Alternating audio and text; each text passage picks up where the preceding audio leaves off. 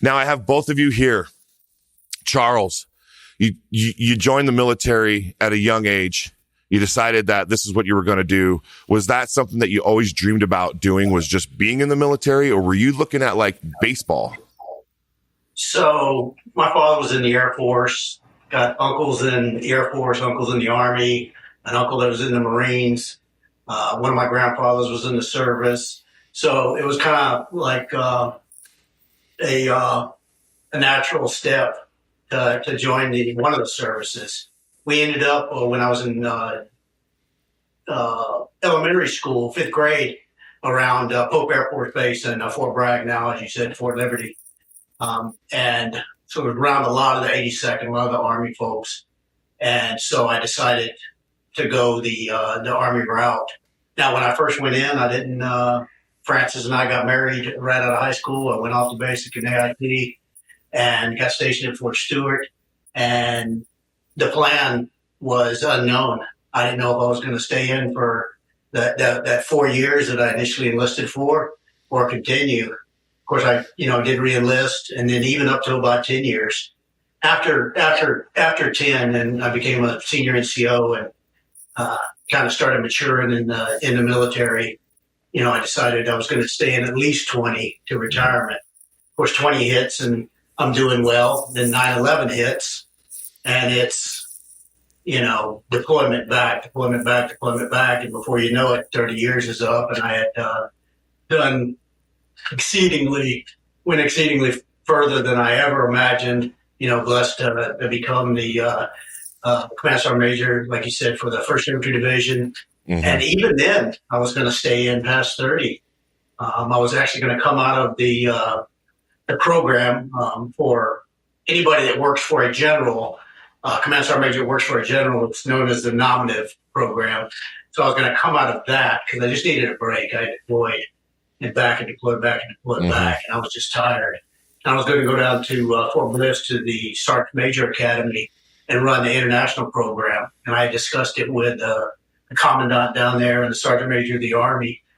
And, he said, fine. He said, go down there, refresh. And when you want to go back into the program, let us know. And then I could compete for 3- and 4-star nominative positions. Then we came out to Florida to watch the promotion ceremony for a guy named Randy George, who is now the Chief of Staff of the Army. Mm-hmm. The brand new Chief of Staff, just confirmed. He was my brigade commander, the one that hired me as the brigade command sergeant major under the old system of how they used to select. And so we came out to watch him get his star pin. He made general officer. And we were just tooling around the Tampa area where he was stationed down there, working at CENTCOM. And we kind of looked at each other, and everybody always says in the Army, and I'm sure they say it everywhere, you kind of know when it's time to stop, when it's time to retire, when it's time to quit doing it. And it's almost like, we both had the same light bulb. So, I'm going to go back and call the Sergeant Major of the Army and let them know I'm just going to retire. Yeah. So it was the right choice, good choice. Again, I got into defense contracting, so I didn't get far away. I like being around any military, and training is my passion, especially training military, teaching, instructing. Right.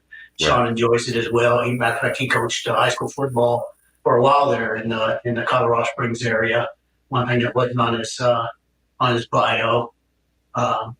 But that's kind of brought me to where I'm at now. Still going, doing some security work here around the Orlando area. I'm not sure if I'm going to go back overseas or not. I've got some offers for that and for some other things, but I'm having a good time still, and still fit, even though I had some injuries and some arthritis and some other things that go along with getting older. But you sure about that? You sure about that? You sure about that? Still enjoying life. And then Sean just moved out here to the Orlando area this past year. So if we could convince his sister and family to move down here, we'll all be Floridians. Amanda, is that right? Did I remember that? Yeah, Amanda. Yeah, she's got three little boys, and they live up in Illinois. So we're trying to convince him to come down here to Florida. But that's where Grandpa's at. Built-in babysitters right there. Uncle and Grandpa right there, Amanda. You want some free time. Try to help sway the scales here, right? Now, Sean, following in your father's footsteps, I also come from my father behind me on this mantle with his flag. He's a former Green Beret, passed away, and I also had the relatives that were, in the military, grandfather, World War II, et cetera, all the way to like Napoleon. I'm related to these guys that are, military. So it's like, did you think military, was that 17 high school? You're like, that's it for me. I'm going. I think from the moment that I could conceptualize a career, I think that's what I wanted to do. That was always in the back of my mind. Yeah. This guy was always, my hero. Right, me, same. Yep. Yeah, and I didn't, and like he had said, his dad was in the Air Force too. So we always had military in our family. Growing up a military brat, I was always around the military. All of our friends, all of his friends were military. So I was always around it. There was always in the back of my mind a sense of this is what I'm going to end up doing. Once I got to high school, though, I really got obsessed with football, and I really wanted to play college ball. And that didn't pan out. I'm thankful for it now. But I wanted to follow in his footsteps and go infantry. And this was always, as a kid, you don't really know that much about what, the differences between military jobs and the trajectory that sends you after you get out. Mm-hmm. But I didn't care. I wasn't thinking about that. And he wouldn't let me do it. He talked me out of it. He said, because of my, ASVAB scores, wherever they ranked, and because of the military need at the time for intel, he basically said, no, you're not going, infantry. You're going this HUMINT route. And so, I trusted in his word, and I'm glad I did, because it led me on a fun path in the military, and I highly enjoyed my job. That's good advice, to say, hey, try to actually come out of the military with more than just a ground pounding resume, which is, no offense, ground pounding, but, coming out with something a little bit more technical that the Army's put into your brain cells. That's what's up, right? Because it's in there, right? They made sure you read those books and that you passed those courses on that subject. Right. Yeah, I think everybody that is a fan of the military or has military background, we got some Tom Clancy novels back here. You read like the Jack Carr's coming out with these new novels. You read this and you want to be every boy that grows up in a military family wants to become this operator, right. This badass. And again, I spent some time amongst badasses. I was never one myself. I was thankful to be in regiment and work with SEALs and all these guys. And but I'm glad, in a sense, it's kind of bittersweet. I would have liked to, see into that realm a little bit. But at the end of the day, I'm glad that he, talked some sense into me. And like I said, I really enjoyed it. It was different, and it was, what would you say? It was interesting, to say the least. Let me ask you. Let me probe you a little bit. Now, so we know right now that recruiting and retention in the Army and in the military across the boards, looking for a few good men, be all you can be. Go Navy, join the Coast Guard. Would you redo it? Would you go back and say, hey, it was worth raising my hand, making that decision to join, going through all of what you went through and doing it again? For the listener out there who might be on the fence, they might be on possibly walking into a recruiter's office. I would do it again, personally. Yeah. I like everybody, I think, that is a veteran that's deployed, dealt with some issues, and I'm still dealing with some of those issues. But I would do it all over again. I think if you're able to parse out, the good from the bad, mm-hmm. learn your lessons from the bad, and help them, allow you to grow as an individual, it's worth it at the end of the day. And I wouldn't trade. I'm sure one day we'll all share a beer in person and we can trade some more stories. Mm-hmm. But when you get those that kind of build your character, and when you're writing your memoirs in your head towards the end of your life, I think those are worth it. So I made some I met some really amazing people. Some of the closest friends in my life are still, they never live near me, but they're still, it's like I can go years without talking to these guys. And because, you share these deployments together, you pick up a phone or you drive to their city. Hey, Boone. Hey, Hank.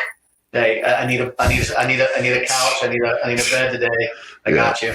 I agree. I mean, that's why people typically, 99% will say they do it again, not because of, or in my opinion anyway, not because of everything that they did and all the things that they achieved, but mostly because of just the people. And if in your mind, if you go, well, if I say I wouldn't do that again, then I wouldn't have all these great friends. We were coming back I was driving down from Washington to here with him when he moved out here a few months ago, and we stopped by a guy's house that he knows because he was my platoon leader in the 82nd, and stayed in touch. As a matter of fact, he went to your basic training graduation. I think I was deployed. Shout out to Daryl. Yeah, Daryl. What's up, Daryl? So he lived down in the near Dallas in McKinney, and hadn't talked to him, hadn't seen him other than some texts and things like that.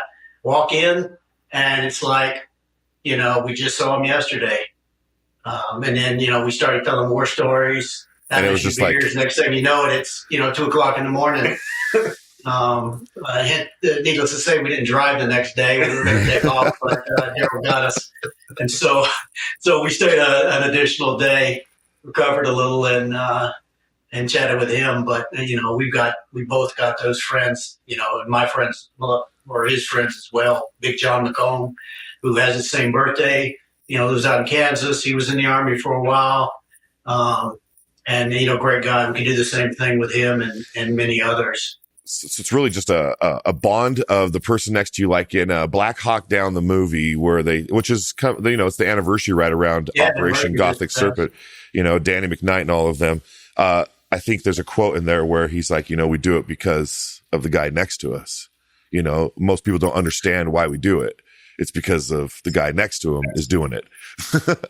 Yeah, at the end of the day, when you get there in those situations, that is what you're doing it for. Yeah. I mean, you're doing it for your country and, the nation and other people, but mostly at that point, it's just, you're thinking about the person next to you. You want Bobby to come home, and Bobby wants you to come home. So it's like you're doing it for each other. It's like, I want, the heart's there, the patriotism's there. But once you're in it, I'm sure it's like, we're just going to get home, bro. And then I'm going to meet your wife, and you're going to meet my wife, and we're going to have, our kids are going to hang out, and we're going to have these great relationships. And then, like you said, a few years goes by after you get out and you guys still click, and it's still like, hey, we still have that love for one another, that bond, right? Never broken.